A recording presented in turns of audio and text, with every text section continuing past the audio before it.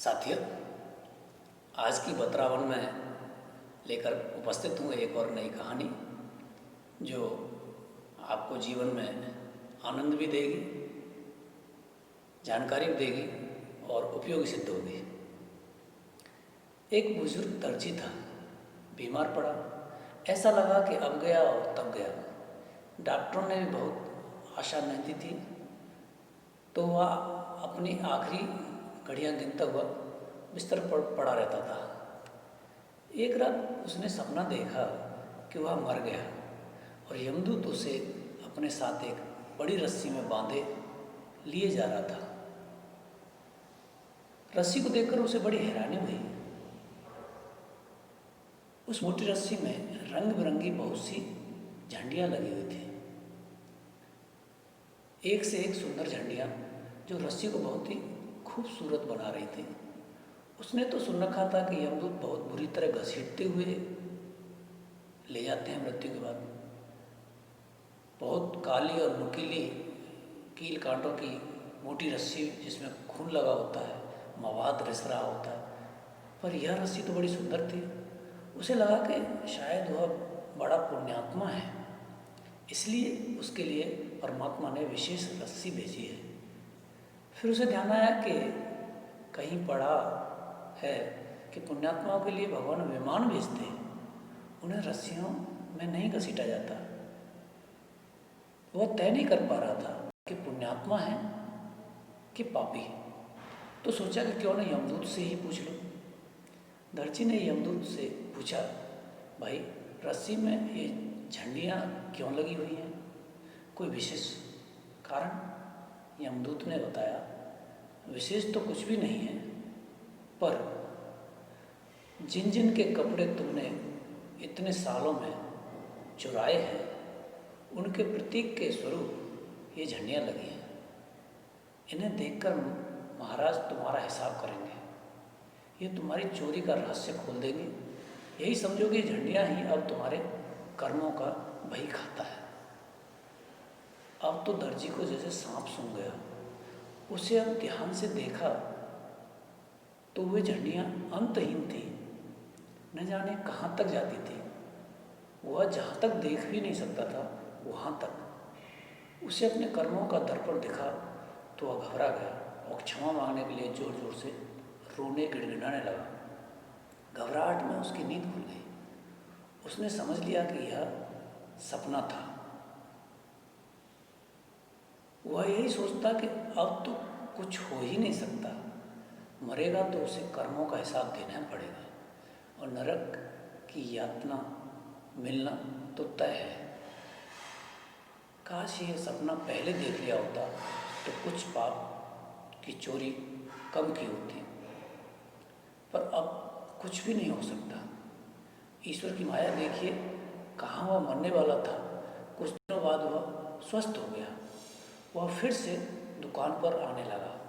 उसके 2 चेले थे जो उसके साथ काम करते थे। वह उन्हें काम सिखाता भी था।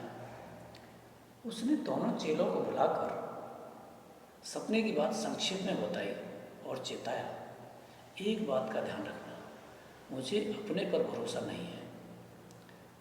अगर कोई कपड़ा कीमती आ जाए तो आदत से परेशान मैं उसे चुराऊंगा जरूर। इस बुढ़ापे में आदत तो बदलनी मुश्किल है। तुम जब भी देखो कि मैं कोई कपड़ा चुरा रहा हूँ तो तुम इतना ही कह देना, झंडी में ये कपड़ा है, ताकि मैं समझ जाऊँ। ऐसे 3 दिन बीते। दिन में कई बार शिष्यों ने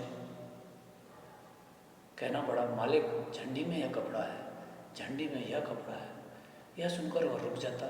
3 दिन तो काट लिए, पर चौथे दिन मुश्किल हो गई। शहर के सबसे बड़े सेठ का कपड़ा बनने आया। कपड़ा बाहर से मंगाया गया था। ऐसा सुंदर और कीमती कपड़ा तो दर्जी ने अपने जीवन में पहले कभी देखा ही नहीं था।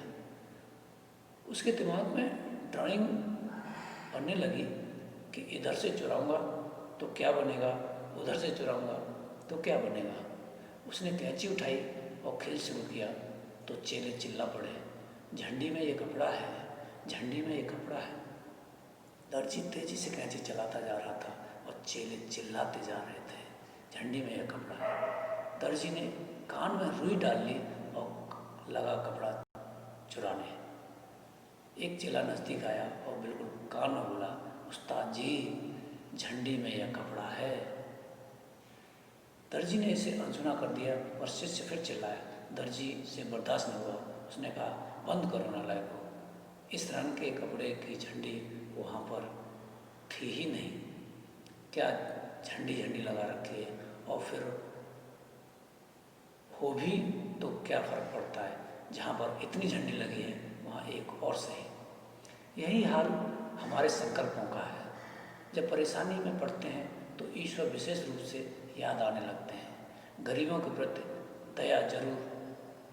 दया करूँगा यह जाग जाती है, विनीत हो जाते हैं, पर वह सब बनावटी होता है। समय फिरते ही नज़रें फिर जाती हैं। होता है या नहीं होता है? ज़्यादातर लोग इसी तरह की ज़िंदगी जी रहे हैं। दुख पड़े तो अलग तरह से व्यक्ति हो जाते हैं, दुख बीते तो बिल्कुल अलग। दोहरी ज़िंदगी जी रहे हैं तो फल दोहरा ही मिलना है। अपनी माँ, अपने पिता तो बड़े प्रिय, पत्नी और पति के माता पिता को देखकर चिढ़ आती है। बहू के साथ जो व्यवहार करते हैं वह बेटी के साथ उसके ससुराल में हो तो अन्याय लगता है। सास के साथ जैसा रूखापन है वही बात अपनी माँ के साथ हो तो हाय तौबा, झंडी में यह कपड़ा है जी। हर जगह यही बात है। एक बड़े धर्मात्मा टाइप के सेठ जी की किराने की बड़ी दुकान है, खूब भंडारे करते हैं, भंडारे की तस्वीरें लगाते हैं। पहले घर में फ्रेम करा कर लगती थी फोटो, अब फेसबुक आदि पर भी आती है। बड़ी बड़ी माला, तगड़ा सा तिलक माथे पर, देखने वाला कहे कि व्यापारी नहीं महात्मा है। नमक की किल्लत होने वाली है, ऐसी अफवाह उड़ी। सेठ जी के पास नमक का स्टॉक था। ग्राहक आया तो उन्होंने तत्काल एक थैली के लिए 100 रुपये मांग लिए। मजबूर इंसान था, उसके घर में नमक बिल्कुल नहीं था, तो सेठ जी से भाग गए और इसका लाभ कैसे न उठाए। कुछ देर पहले 15 रुपये बिकने वाला नमक 100 का हो गया। विशाल भंडारे में यही पैसा जाएगा। सेठ जी धर्मात्मा कहलाएंगे। झंडी में यह कपड़ा है जी। जो मैंने देखा है वह आपने भी देखा होगा। क्या पता कोई ऐसे ही सेठ जी या पढ़ भी रहे हों, किसी धोखा दे रहे हो महाराज।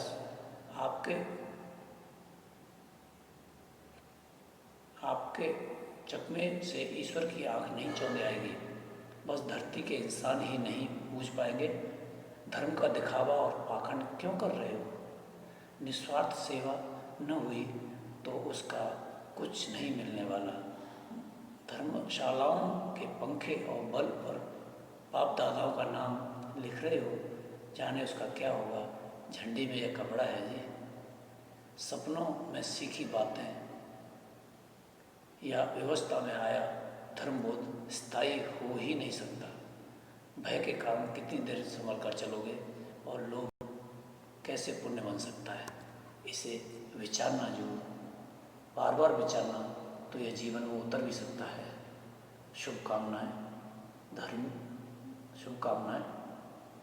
झंडी में यह कपड़ा है जी, यह जरूर ध्यान रखें।